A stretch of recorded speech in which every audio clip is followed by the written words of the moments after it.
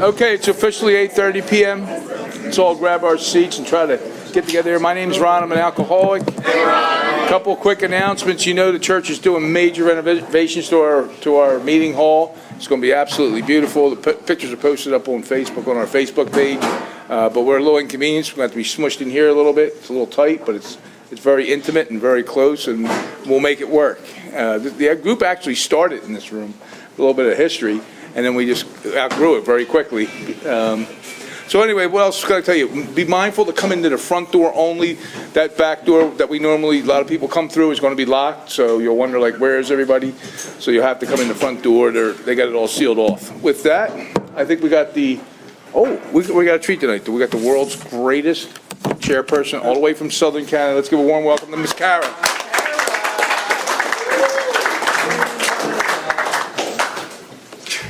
Hello, y'all. My name is Kara, and I'm a recovered alcoholic. This is a 1-hour speaking meeting that meets every Saturday evening at St. Paul's Lutheran Church, 301 North Main Street, Doylestown, PA. Food and fellowship starts at 8 p.m. and speaker at 8:30 p.m. The business meeting for this group meets every Saturday at 7 p.m. to 7:30 p.m. right here. Please come early and join us. The purpose of this group is to provide a consistent message of hope and recovery through God, reliance, and service to others through the practice and teachings of the 12 steps. We record all speakers so that others may benefit from their message of recovery. If you wish not to be recorded, simply ask. This is an open meeting of Alcoholics Anonymous. This group would like to welcome everyone, especially newcomers. Is there anyone new or from out of town that would like to introduce themselves with their first name? In the back? Hi, I'm Austin. I'm an alcoholic. Hey, Austin, welcome.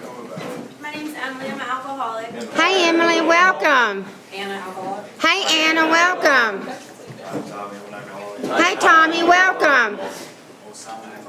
Hey, Dama, welcome.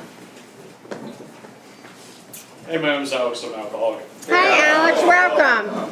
Jack, alcoholic. Welcome. Welcome all newcomers. The Conscious Contact Speaker Group would encourage a sponsorship. Would anyone with a working knowledge of the 12 steps and willing to sponsor, please raise your hands. Are there any announcements for the good of AA? Nick? My name is Nick. I'm an alcoholic. Hey, Nick. And also during the separate tradition, if you don't have cash, we have a Venmo. Just come see me after the meeting if you want to make a donation. Thank you. Thank you, Nick. Our sister group is a Big Book study meeting that meets every Thursday at 7:30 p.m. just up at the road at Salem UCC Church, 186 East Court Street, Doylestown. Coffee is on at 6:15. We have meeting lists and big books on easy terms. Please see me or any home group member after the meeting. If you cannot afford a big book, the Conscious Contact Speaker Group will give you one at no charge. Anyone willing to make donations for the purpose of the big books to help those who cannot afford them can put donations in the jar on the table marked Big Books and CD Donations. Please subscribe to our YouTube channel, the Conscious Contact Speaker Group of Doylestown, PA, and our Facebook group. Subscribe and share. You can find our speakers there. Join our Facebook page to keep informed, and you can share upcoming events and meetings.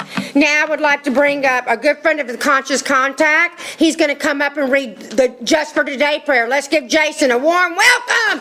Woo! Woo, woo, woo! That's nice. I like that. Good evening, everybody. I'm Jason. I'm an alcoholic. Just for today, prayer of recovery. Just for today, I will be agreeable. I will look as well as I can. Dress becomingly. Talk low. Act courteously. Criticize not one bit. Not find fault with anything. Not try to improve or regulate anyone except myself. Please bring to the podium our dear friend Brian.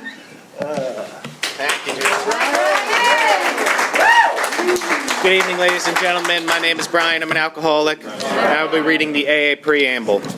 Alcoholics Anonymous is a fellowship of men and women who share their experience, strength, and hope with each other that they may solve their common problem and help others to recover from alcoholism.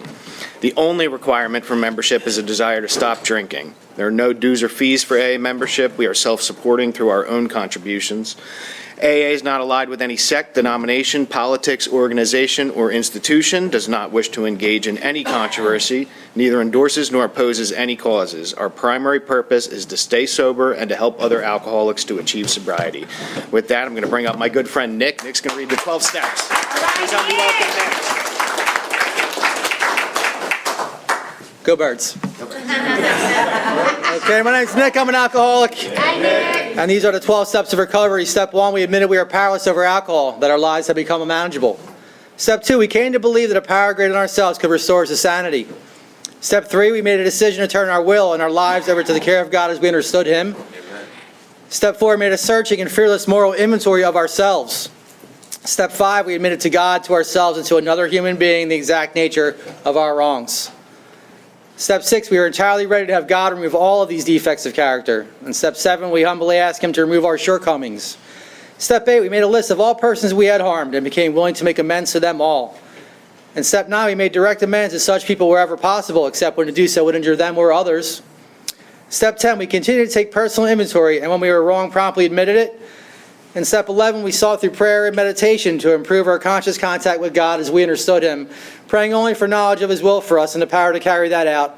And in step 12, having had a spiritual awakening as a result of these steps, we tried to carry this message to alcoholics and to practice these principles in all of our affairs.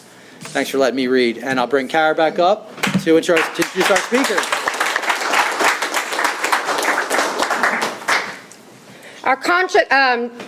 The seventh tradition states every AA group ought to be fully self-supporting, declining outside contributions. At this time, I would like to pass the basket.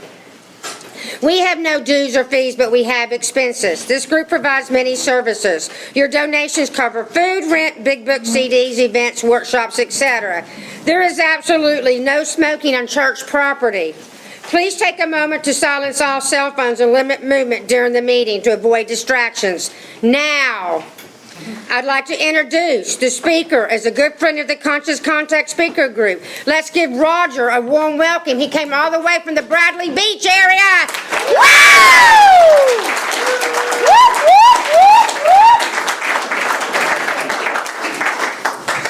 That is awesome.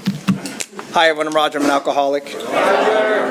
First things first, I'd just like to thank Ron for the kind invitation to speak here tonight, and I'd like to thank this group for having me. You know, it's an honor and privilege to make myself available for Alcoholics Anonymous whenever asked, and it's a privilege to be here with you guys tonight. And hope everyone had a happy New Year. And welcome to all the newcomers. Thank you guys. Come all the way in and sit all the way down. That's some of the first advice I was told, and here I am 10 years later, and that's some of the best advice I was told in the beginning. But I want to also thank Ron for coming out to my home group. It took me about an hour and a half ride here in the rain. And, I was just taking a bunch of AA calls on the way here. I was talking to a lot of AA friends I've gotten to know over the years. And, I was talking to this newcomer. He got into rehab last week, and then he AMA'd, walked 5 hours back to his house, and kind of went MIA for a little bit, and calls me up this morning, and he's like, dude, I am so cold. I need to get into somewhere. And, I got him lined up to get into rehab out in Cherry Hill, and he was like, yeah, Cherry Hill's kind of far enough. He lives in Marlboro, so it would be longer of a walk. So he just got in just now, and so we prayed together, and I just started reflecting on the ride, like how full my life is today because of you guys. The relationships, the meaningful relationships and profound relationships I have in my life today because of Alcoholics Anonymous, and I think about, a lot of people talk about like this golden thread, it's like, it's almost like my entire sobriety has just been like constant invitations. You guys invited me to come to your meetings, to take a seat, to get a commitment, to go to an event, and I just learned to say yeah, and yes, and sure. And because of that, like these invitations, like, my life has completely blossomed because I just said yes to AA. For some reason, I'm in Doylestown, Pennsylvania on a Saturday night, so hopefully I'm here for a reason. But in all seriousness, I am grateful to be here, grateful to be alive and sober and live this beautiful life I have today because of Alcoholics Anonymous. Just to briefly qualify, I have a home group. It's called Design for a Living Group. We meet on Sunday nights at 7 p.m. in Neptune, New Jersey. And that's my home here in Alcoholics Anonymous. It's a place that feels like home. And when I walk in the doors, there's just the energy and the buzz and the love that's just tangible. And I feel that same energy in the room here tonight. And, I love my home group, and I have a sponsor. He's a sponsor, and I sponsor others. And most importantly, I have a sobriety day, and that's July 26, 2015. And so, I'm just here to share in a general way what I used to be like, what happened, what I'm like today, share a little bit of my experience, strength, and hope, and to share what the big book encourages me to share, and that's from my own point of view, my own language, how I established this relationship with God. And I hope I can do that at some point in my story tonight. But what I really want to do is share what our co-founder Bill W. talks about, this language of the heart. From my hearts to your hearts. And it's through the language of the heart that reach me deeper and further than just intellectually. Because when I sit with you guys, when I talk to you guys, when I'm with you, I just feel better. I feel a part of, and I feel connected.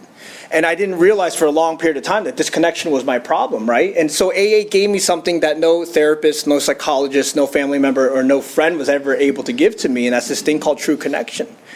And so when I first came to AA, I didn't know what my problem was. I had a ton of problems, but I thought they were just alcohol-related problems. Right? I just always thought I was at the wrong place at the wrong time, or I just had some really bad luck, or just life treated me unfair, or it was his fault, their fault, my parents' fault. But what AA did is gave me voice to my alcoholism. I didn't realize I had this allergy to alcohol, or this mental obsession, or this spiritual malady.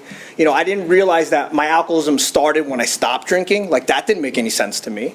And I definitely didn't know that I had a separation from God and a disconnect from others, right? But for a really long time, I've always felt this disconnection. I was born and raised in Sussex County, New Jersey. It's a very rural area of New Jersey. I have two immigrant parents. My mom's from Thailand, my dad's from Cambodia, and I have an older sister. And they gave me the best love that they knew how. There wasn't anything traumatic that happened to me, anything I could put my thumb on as to why I ended up, doing the things I did, drinking the way I drank. But I always felt like the black sheep of my family. I always felt separate from them. I always felt this disconnection from them. And, that doesn't make me alcoholic, but there was always this constant separation that I always felt. And so, alcohol wasn't foreign to my household. My dad had survived the Cambodian War during the Khmer Rouge genocide. And he got a job as a bartender for the U.S. Embassy. And so they got him out of the country, and he was able to get most of my aunts and uncles out of the country. But, he lost his parents, he lost all his friends, all his schoolmates. So when he came to this country, he just had a lot of survivor's guilt. He had a lot of shame, guilt, remorse, and he was looking to escape, so he turned to alcohol right away. Alcohol gave him that relief. It gave him that escape that he needed. And so growing up, I would see what alcohol did to my father. Some days he was happy, some days he was angry, some days he was sad, and I just never knew what version of my dad I was going to get.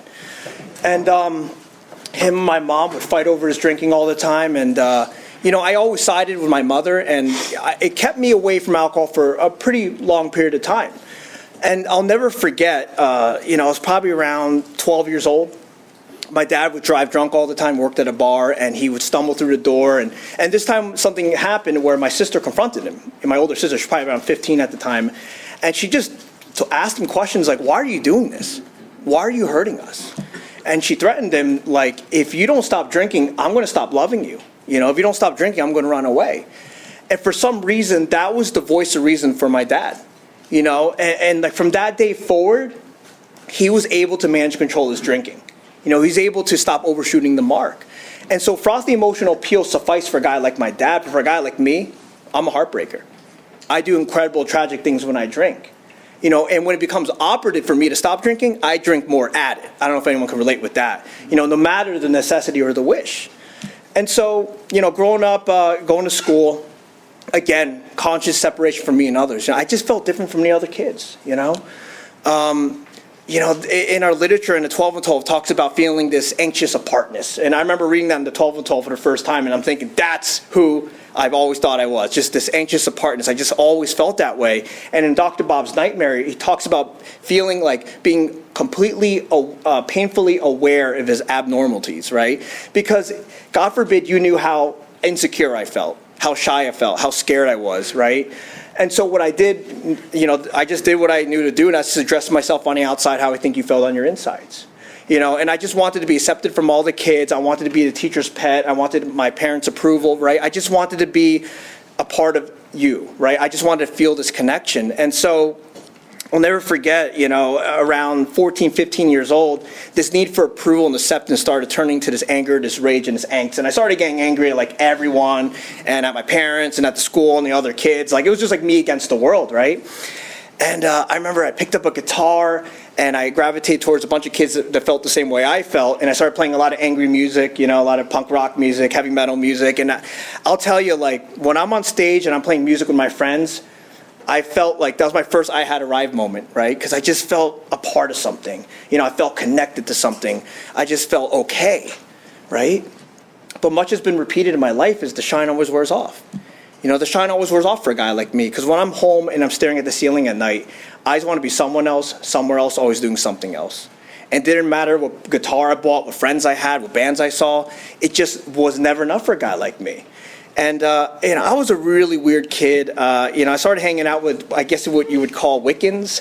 So I would, it's a very weird time in my life. So I would go in the woods with these kids and we do these weird like rituals and ghost hunting and like all this weird stuff. And I just wanted answers, man. Because I just felt so insignificant and small that I wanted to believe there's something bigger than myself. And so most kids were having, more concern about the next ball game and the next video game and the school dance. And I was having like an existential crisis at the age of 15. Talk about like constant fear and tension, right? So just fast forward, high school comes and, I go to this high school and there's all these kids from all these different towns and I just didn't know what to do with myself. What I did is I did what I know best, and that's to dress myself on the outside how I think you felt on your insides.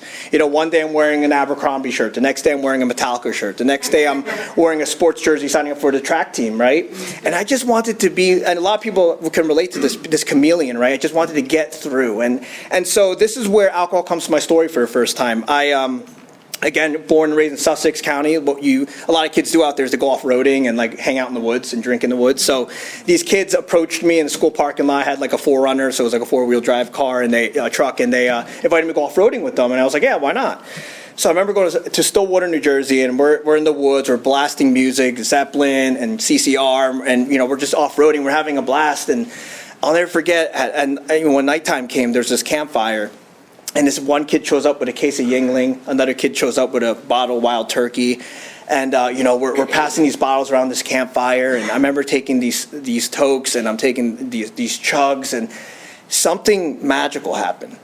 Something happened, right? Because I've been taking these swigs and these puffs. It's like the music was a little louder. The fire was a little warmer. The stars were a little brighter. And I just felt connected to you. I just felt connected to something, and it was almost this yearning to figure out what is the meaning to life was answered in that moment, right? That's the best way I can describe it looking back at it, right?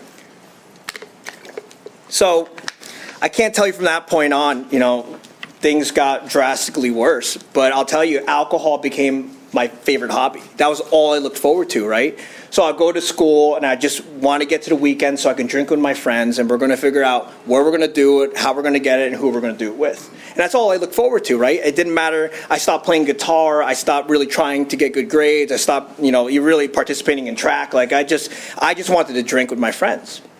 And so fast forward to senior year of high school, I get an opportunity to go to a college. My sister got accepted to this college in Williamsport, Pennsylvania, and basically get a free ride to go.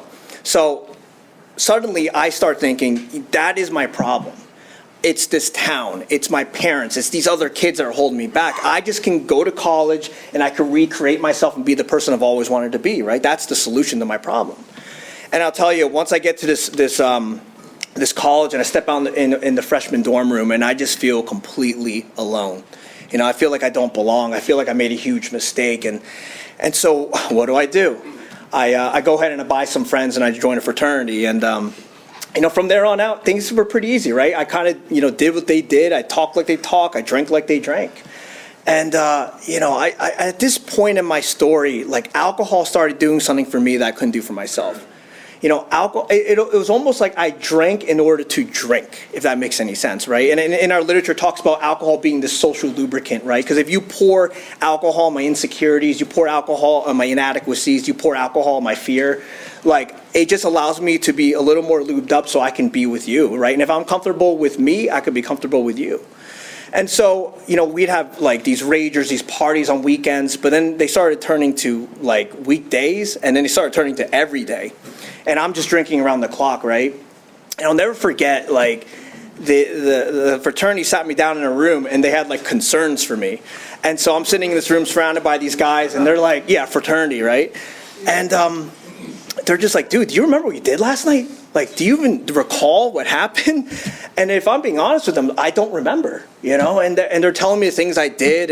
And so they had these concerns for me, and they gave me, really well-intentioned. They gave me some advice. They're like, listen, why don't you see the school psychologist and therapist and, figure out what's wrong with you, man. And, I was, again, hopeful. Like, maybe that's it. Maybe if I see these professionals or get the right, cocktails of medications, I can finally feel okay. I can finally feel a part of. I can finally feel a part of something, like the world, right? And so I remember seeing these really well-intentioned professionals, and, I get a laundry list of prescriptions and a laundry list of diagnosis, and again, hopeful that this is going to work. And within a few months, I feel worse before than I did when I was on these meds. And so within a few months, I stopped seeing these professionals. I'm throwing out the medications and selling the other ones to get what I know work, and that's alcohol, right? And so at this point, I'd go drinking around the clock. I'm not even showing up for class anymore. I'm not showing up for tests. I'm not studying. I'm not like applying myself in college. Like there'll be a party going down the hall, and I'm in my room drinking alone, and I was okay with that. That's where my drinking took me. And I'll never forget, I got an email from the school dean, and he wanted me to meet him in his office. And I remember going to his office, opening up the door, and there is my mom and dad sitting there just crying. And I'll never forget that picture, right? And remember, the school dean told me, if you can't even apply yourself. Like, we don't want to waste your time. You don't want to waste our time. Why don't you go back home with mom and dad and figure out what you want to do with your life? We'll be here. And so back home to mom and dad I go. And right at this point in my life, I just felt like a complete loser. I felt like I couldn't even do college right.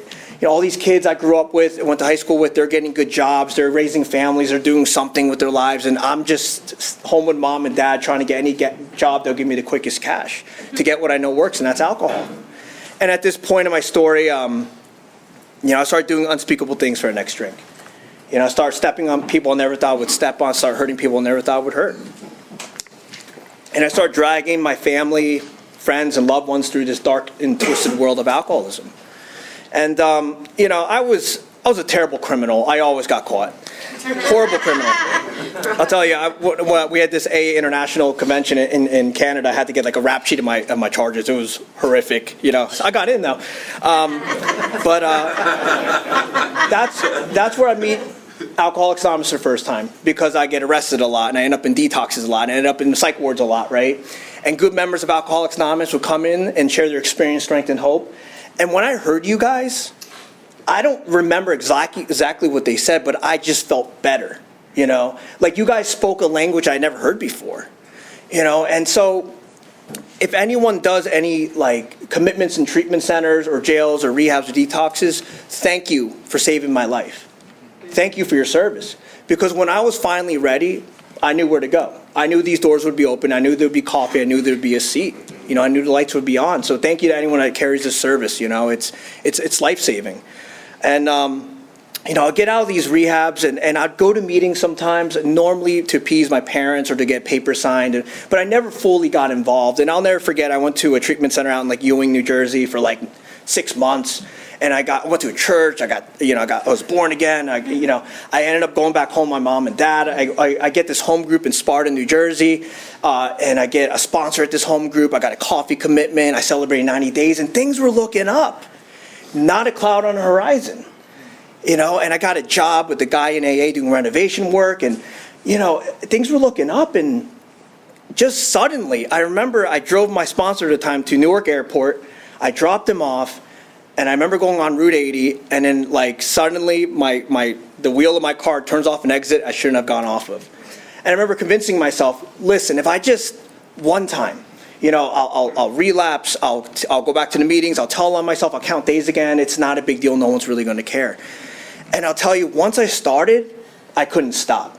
And it was just this powerlessness that I like understood, because then I came in the rooms of AA. I understood what I was up against, right? And I'll never forget, I drank and I couldn't stop, and I still went to this meeting drunk. I still did this coffee commitment drunk. And I'll never forget, I would always go, to this meeting to set up the coffee, and there would always be like a chaperone in the parking lot, like waiting for me, like, hey, let me help you out, man, and they knew what was going on, and they didn't banish me from Alcoholics Anonymous. They didn't exile me from Alcoholics Anonymous. They invited me, with open arms, and they treated me like a human, not like the animal they felt like. And I'll never forget that. One of my friends likes to say these kindness of strangers, right? Like, I might not remember their face or their name, but I remember there was these strangers that showed some kindness, which is, I owe my life to today, And I try to remember that whenever I meet a newcomer or I go to a meeting of Alcoholics Anonymous. So anyways, you guys probably know the story. Once I start, I can't stop. So I end up just getting caught from my parents. They kick me out of their house, and I don't even show up for this meeting anymore. And I'll never forget this day. I was, squatting in this abandoned building in Netcong, New Jersey, and there was no running water. I was with a bunch of other kids up to no good. And, I'll never forget just coming to in the bottom of a stairwell, and just like bottles all around me, holes all over my arms. And I remember waking up so thirsty, it hurt to swallow. Like, I'll never forget that feeling. And there was like no running water, and I just wanted to die. I just wanted to die. I just didn't want to do this anymore. And I remember my parents would drop me off food at the front door, and they would leave. And it was just a really dark time in my life. And but how dark it is before the dawn, because God comes down as 5 Mount Olive police officers tackling me down outside the Dunkin' Donuts parking lot, 9 a.m. in the morning. And from there on out, I go back to jail once again, and I've been to this jail a few times, and I remember just saying this prayer, like I was talking to something, I don't know exactly what it was, but, a lot of people say that, foxhole prayers don't work, but in my story, I live life forward, understanding it backwards. Mine were answered. And I remember saying to something, if I can get out of the jail this time, I promise to do something different. I promise to go back to AA. I promise I'll get honest with my life. X, Y, and Z. And shortly after that, this judge went to see me in this court, and it was like it was on TV. Like, the judge was on one screen, my parents were on another screen with the lawyer, and she basically gives me one last chance. She basically tells me, listen, your parents are gonna drive you to rehab. And if we hear you stop for McDonald's or a cigarette or anything, your ass is getting back here and doing some serious time. And that was her exact words. And so to rehab, I go with my mom and dad, and I go out to rehab out in Eatontown, New Jersey. And I've been here dozens of times. They know me by first name. I walked in, hey, Rodger, welcome back. Glad you're alive, And, this time was just a little different. I was just a little beaten. I was a little willing. And they told me, I just listened to what they wanted me to do. They're like, well, help set up the H&I, sure. Make your bed, sure. Help us run the groups, sure. And one of the things they told me, well, why don't you go to a sober house when you get out of here? Why not? And they told me they found me a sober house out in Long Branch, New Jersey. I have no idea where that is. I'm thinking Long Branch is like the sticks, but come to find out, it's by the ocean. It's pretty awesome. So anyways, I go to this sober house, right? And right away, other things are more important. I got to pay rent. I got to find a relationship. I got to go back to the gym, right? All this other stuff becomes more important. And I'm going to meetings, but I'm not getting involved. I'm not getting a sponsor or any of that stuff. And I'll tell you, there was a kid at this house, and his name was Kyle. And Kyle he had a nickname. His name was Big Book Kyle. And because he'd always have this big book, this AA big book with him. And, he'd have it at like house meetings. We're like, dude, why do you even need that? This is a house meeting, And so I was told to stay away from Kyle for a really long time. So I did. But I'll never forget. It was just me and Kyle in the house. Everyone was working. We didn't have jobs. We didn't have cars. And for some reason, he's like, dude, I'm going to go to a nooner meeting. You want to come with me? And I was like, yeah, I got nothing else going on. Sure. And he's like, well, I don't have a ride, so I'm going to run there if you want to, run with me. It's about like 5 miles in Seabright. And I was like, I guess, And I mean, this kid was running every day, and I'm trying to keep up with this kid, and we're running to this meeting, and I'm panting. but he was kind, he was patient, he was tolerant, he would stop and he would walk with me, and he started like peppering me with this insight and this inspiration and these questions, and he started asking me things like, dude, when you stop drinking, does it feel like you're doing time? And I'm like, yeah. And he's like, hey, so I'm learning about this allergy to alcohol, this phenomenon of craving and this spiritual malady and this mental, he's basically telling me the things he was learning from his sponsor in the Big Book of Alcoholics Anonymous. And I mean, he intrigued me. I'd never heard anything like this before. It was like mind blowing. And so we go to this meeting and I painfully run back with him. And so he invites me to his home group. And I go like, sure, like I'll check it out. And he's like, yeah, we're like direct lineage to Bill W. I'm like, oh, okay, it sounds like the real stuff, And he invited me to come, so I said sure. And I'll never forget this kid, Nick, picks us up. He's in a beat up Jeep. He's blasting heavy metal music on full volume. He's vaping. There's smoke coming out of the car. He's pulling up like on the grass at the sober house. And I'll never forget it. Kyle hops in the front seat. I hop in the back seat. They throw their big books next to me. And, Nick's vaping. He's passing the vape to Kyle. He's vaping. They're passing it to me. I've never vaped before. So I'm vaping and I'm coughing and they're laughing. And I swear, guys, to anyone that's like young, like vapes back in my day were like this big. Like they were no joke. And like they're laughing and I'm like, it was like, I'll never forget that. It was like the first guttural laugh I felt in a really, really long time. I'll never forget that moment. And I remember we go to this meeting and it was called Solution on the Shore out in Neptune, New Jersey. It's no longer around. And something was different. I don't know if I was just ready or if it was the meeting. And the reason I use Kyle and Nick's name in my story, and I try to share their names every time I speak, is because they're no longer with us. They both passed away under the age of 30 from alcoholism. And they're my AA angels. They brought me to you guys. And I just try to honor their name every time I speak. And so anyways, I go to this meeting, and there's just all these young people fired up for Alcoholics Anonymous. And, they're coming up to me, shaking my hand, offering me coffee, giving me cigarettes. And I'm like, I feel really important, and I felt a part of, And I'll never forget, I went to this meeting, and I'm walking in the church, and there's stairs to go down to the basement. And this guy stops me before I can go down. He was like really old. He was like 40. And he was like, do you have a sponsor? I was like, no. Have you been through 12 steps outlined in the Big Book of Alcoholics Anonymous? I was like, no. And he's like, well, I want you to do me a favor and read this line. And he opens up the big book, and I read the line he tells me to read, and it says, next we launch on a course of vigorous action. And then he looks at me eyeball to eyeball and says, how do you launch slow? And I'm like, I have no clue, dude. I've never read that before, And I don't know. I felt like he was an AA guru or something, like he had the answers or something. And I'm like, will you sponsor me? He's like, yeah, I'll sponsor you. And that's really how my journey starts here in AA.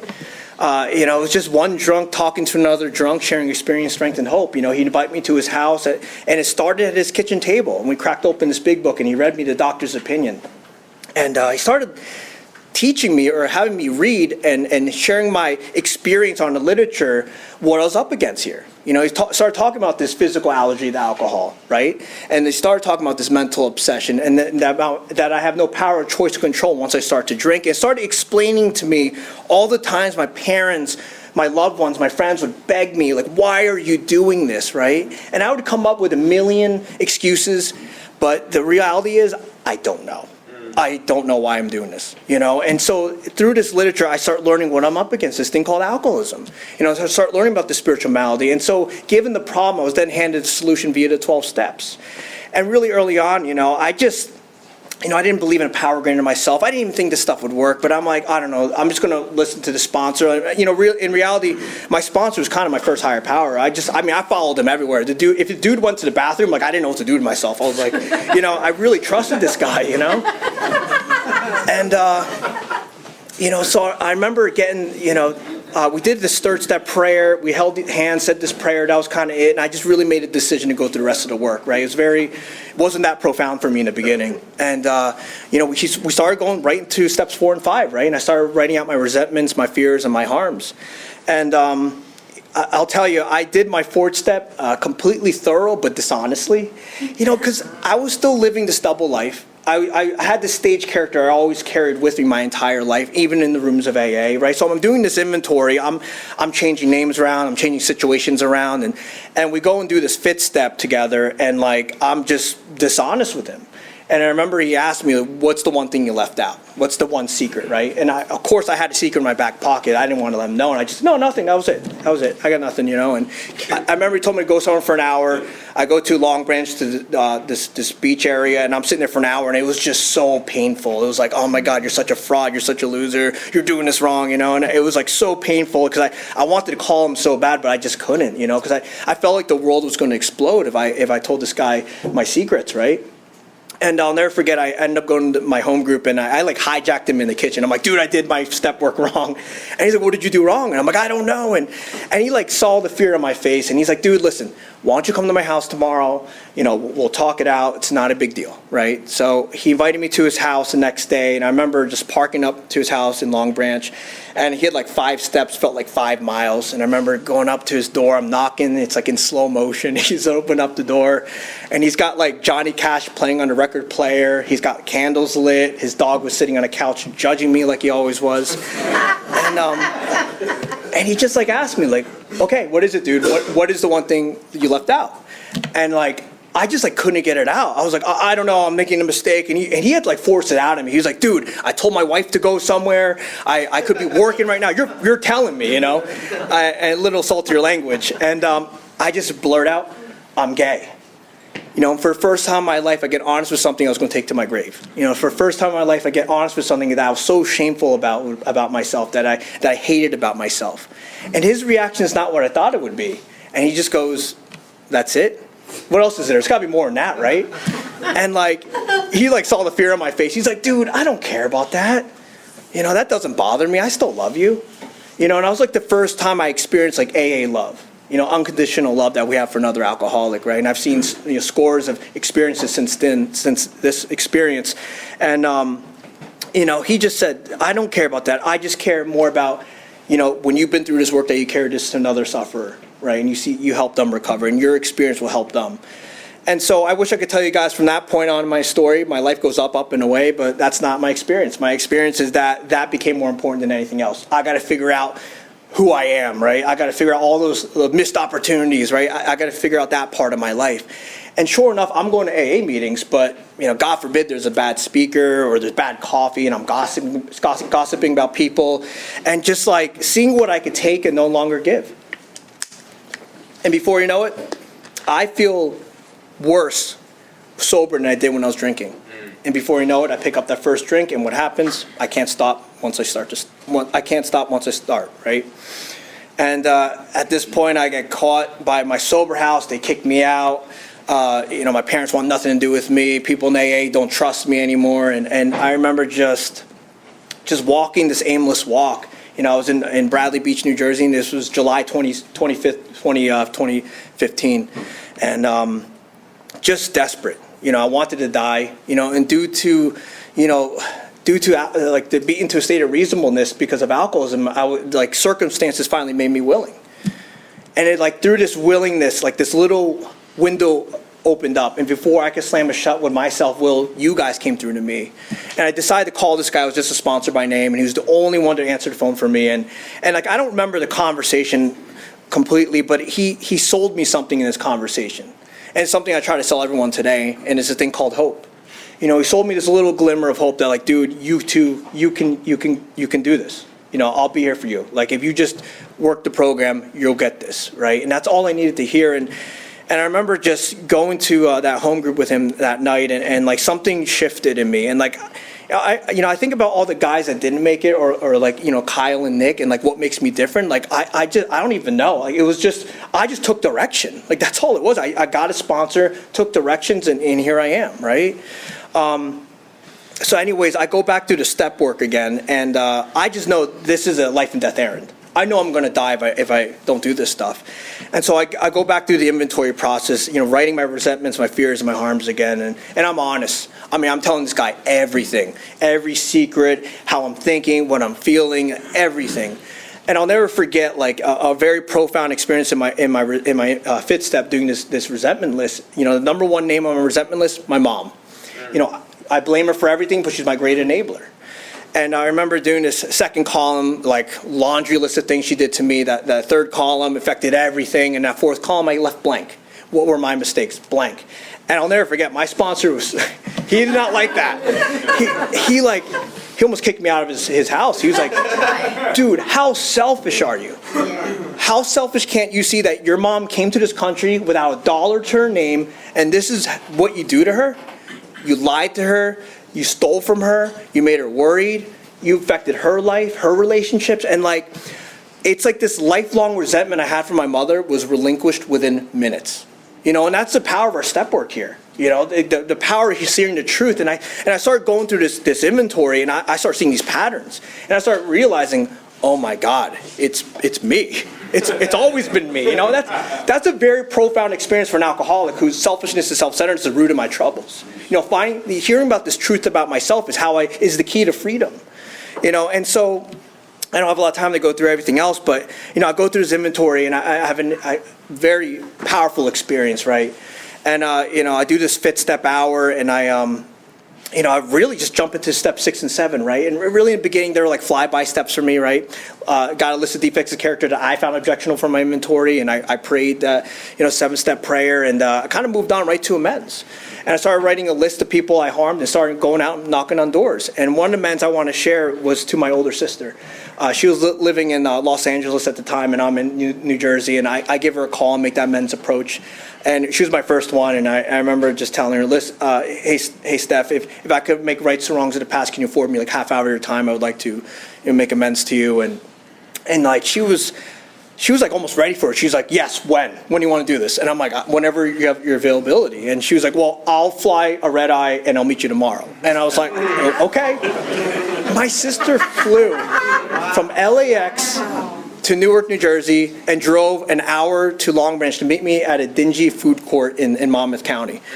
And I remember sitting her face to face, and I'm telling how I wronged her. All the times I thought that she was the favorite child, that I always talked bad about her, that I thought, all this delusional stuff, And I remember asking her, like, is there anything I left out?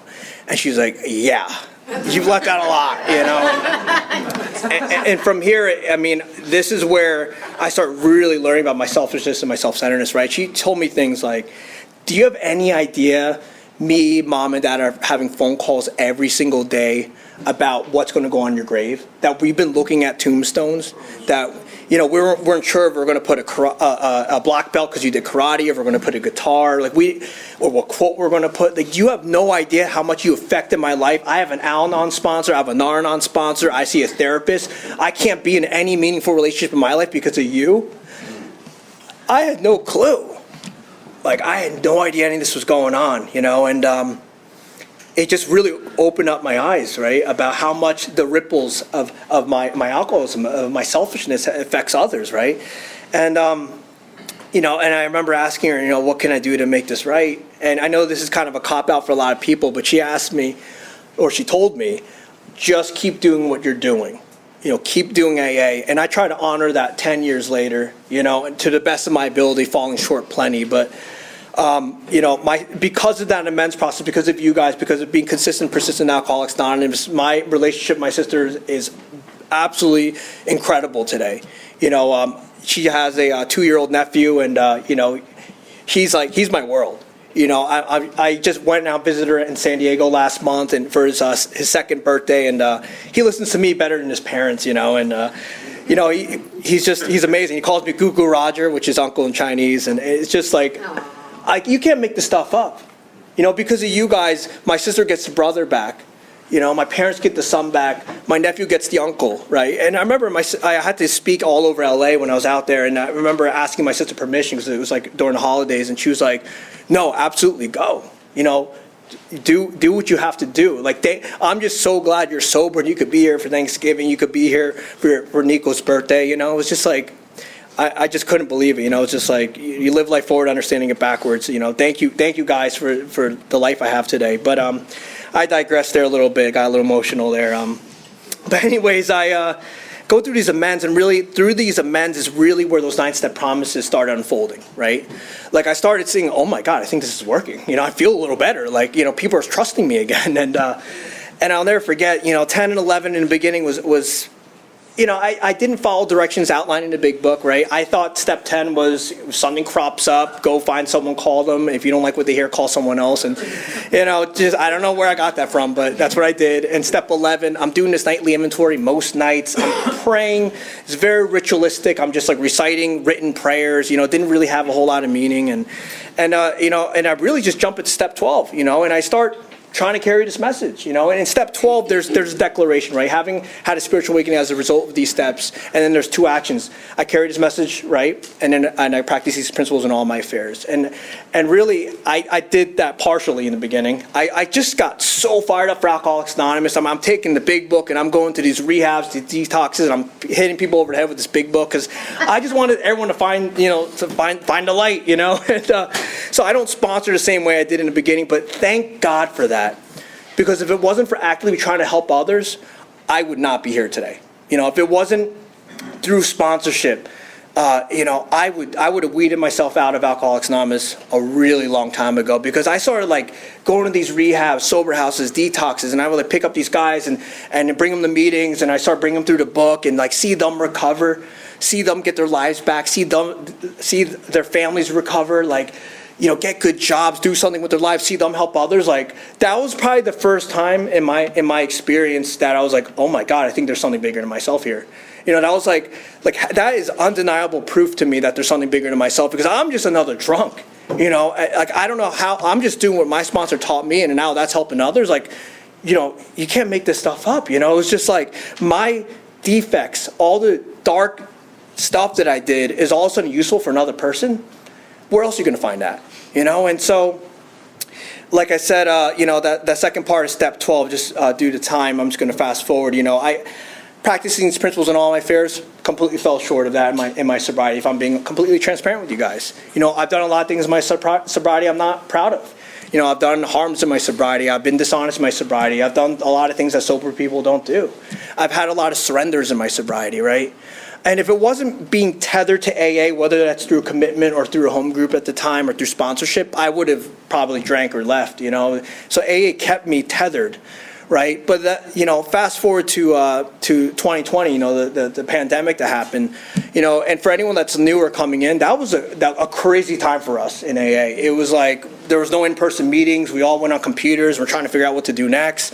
And at this point in my life, on the outside, things were looking good.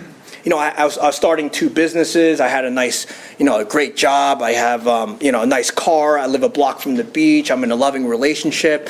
Things were looking good, but I remember I was kind of a tech guy, right? Because I do technology for a living, and a lot of people came to me to help them get on Zoom and get meetings started, and so that was like kind of my service work. Like, let me just help people on Zoom. I'll host a meeting once a week, and that was kind of it. Guys I was sponsoring were like dropping off like flies, and like I was kind of convincing myself, maybe I don't gotta do that much AA anymore. I'm okay. Maybe I can like chase my dreams, build this business, make money, and do the things that normal people do. And like I very easily could have left AA, but God had other plans. And I remember this guy, he was like an old timer in my town, and he reached out to me. He was a delegate of our area in Area 44, Northern New Jersey, which is service outside the home group. He reached out to me, and he needed help with like being the delegate. Like, he had to deal with like PDFs and like all this tech stuff. And I remember him asking me like, how do you highlight PDFs? And I'm like, oh, this is gonna be tough, And so he invited me to his house to help him with this stuff he was doing for Alcoholics Anonymous outside the home group, this third legacy of service. And I didn't know what that stuff was. And he's like, as I'm going through these documents, he's explaining to me our service structure, right? And what I start learning is like the service that happens to the alcoholic that doesn't know we're in here yet, right? To the alcoholic that's out in Doylestown right now that doesn't know there's a meeting of Alcoholics Anonymous here yet. To the single mother that has no idea that there's a meeting here, or to the baby being born destined for alcoholism. Like, how do we keep these doors open for the alcoholic that doesn't know we're in here yet, right? Because if a newcomer comes in, you guys know what to do. You'll give them a cup of coffee, you'll exchange numbers, you'll get them through the book, right? But how about the alcoholic that doesn't even know we exist yet, right? And I started learning about, the general service. I started learning about Alcoholics Anonymous World Service and Grapevine Inc. and all this. It like blew my mind, I was just like, whoa, this is a lot more than just a home group, And I remember I just knew I needed a new experience. The guy that was sponsoring for a while, we weren't really accountable to each other. He started getting involved in some outside issues at the time, and I wasn't really talking to him much anymore. And I remember asking this guy to sponsor me. I think I need a new experience. And so, quickly after that, I went back through the steps. 5 years in sobriety, and I started learning that I carried a lot of shame, guilt, and remorse in sobriety. I had a lot of resentments, a lot of fears, a lot of harms in my sobriety. And I took a look at all those things through going through the steps again. And I remember reading the big book line by line, which I didn't my first time through it, And not to say, it was bad, but, I just had a new experience. I started learning about our history in Alcoholics Anonymous, all those seconds and inches that happened that our founders went through to get what we have here today. And going through the steps again, I just had a new experience, and I took a look at a lot of things, made a lot of sober amends, right? Really took a look at how my 10, 11, and 12 looked. And, I remember doing this inventory, and I'll just share this experience. I did this inventory, and I told the sponsor everything, like all the stuff I was carrying for 5 years, right? Living in this delusion, living a double life again in AA. And when I did this Fit Step Hour, he told me to leave my phone at his kitchen table and go somewhere for an hour, right? And I remember leaving his house in Spring Lake, and I just make a left, and I just drive straight, and I'm at the boardwalk in Spring Lake. And I remember parking and just walking on the boardwalk, and it was like this moment, because Spring Lake was a place my parents used to drive me to with my sister growing up in the summertime.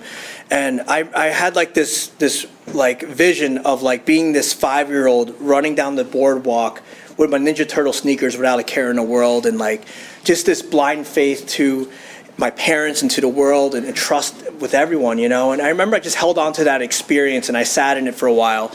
And about a month later, my parents, who were living in San Diego at the time, they called me up. They wanted to visit, and I was like, absolutely, you guys can visit. And they're like, well, we don't want to pay for a hotel or rent a car. Do you mind if we stay with you and you drive us around? I said, absolutely, come through. And I remember my parents came, and I was sitting in the front seat of the car, and my mom wanted to go to the Spring Lake, and she wanted to go to Point Pleasant and play on the boardwalk like we used to. And I remember, I was in the front driving, my partner was in the passenger seat, and I remember looking in a rearview mirror and seeing my parents, and I had this weird moment of feeling the parent of my parent, and it was just a really strange feeling, And I remember driving to Spring Lake. We get out of the car, we're walking down the boardwalk, the same spot I did this Fit Step Hour. And as I'm walking, my mom just embraces me, and she just says, thank you.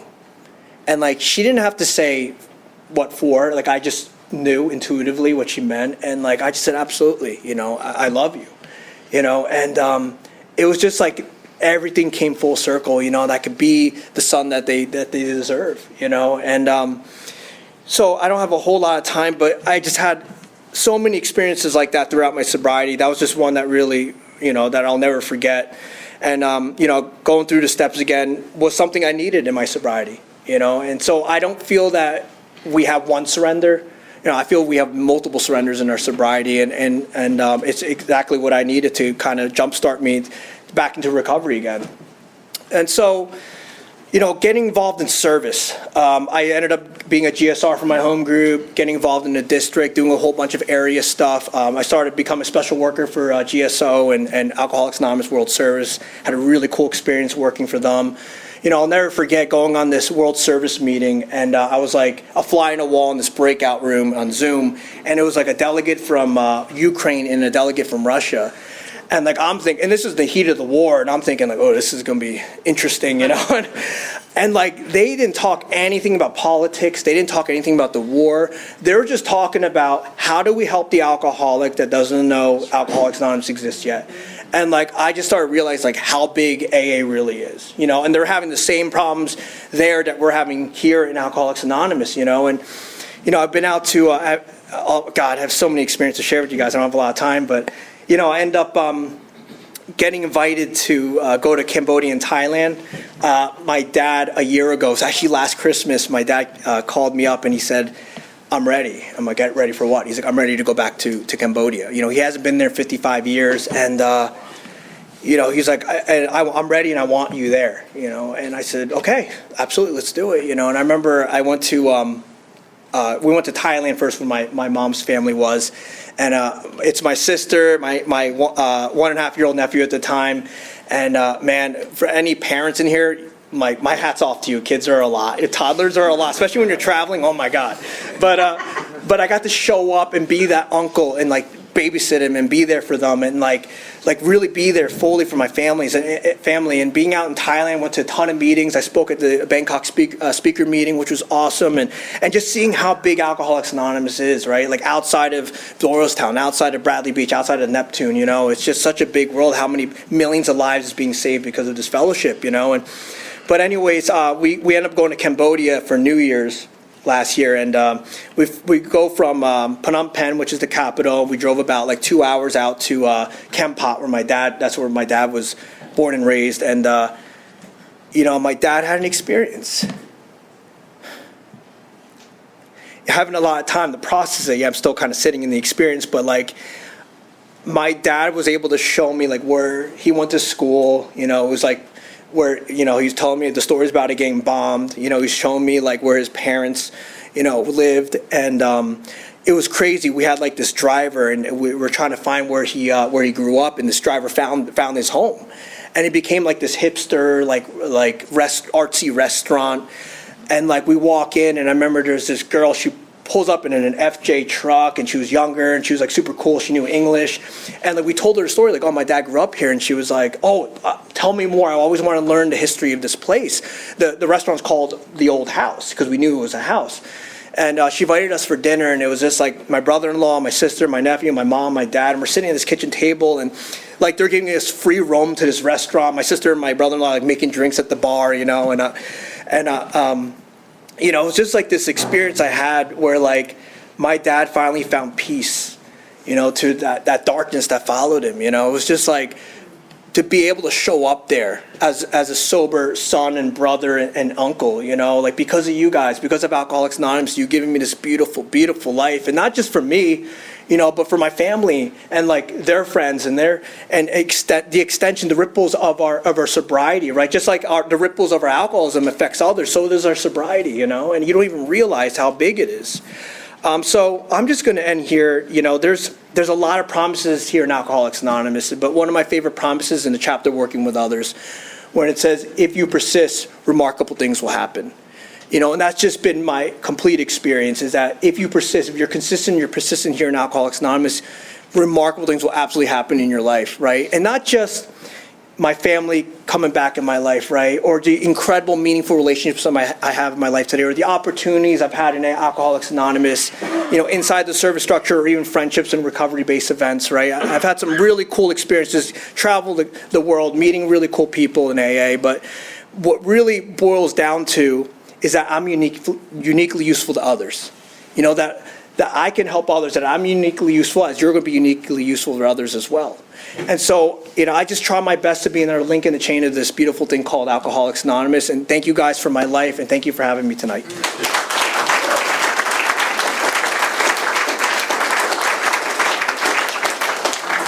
What's up, everyone? My name is Daryl. I'm an alcoholic. Yeah. Let's thank Rodger again. That was great.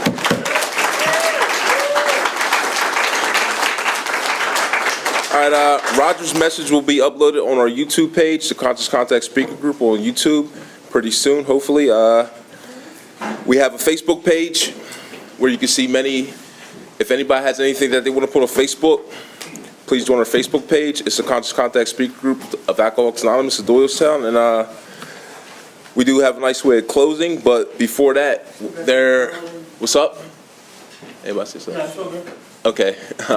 Yeah, we do have a nice way of closing, but before that, we have some help cleaning up, please. Could we get a show of hands that can help clean up? All right, there you go. And we do have a nice way of closing. And it's customary to thank the speaker after the meeting. Thank you.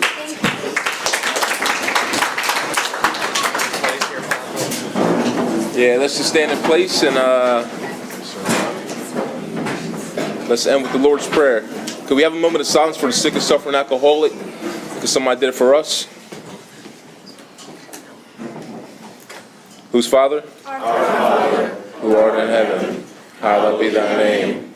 Thy kingdom come, thy will be done, on earth as it is in heaven. Give us this day our daily bread, and forgive us our trespasses, as we forgive those who trespass against us. And lead us not into temptation, but deliver us from evil. Thine is the kingdom, the power, and the glory, forever and ever. Amen. Got it working.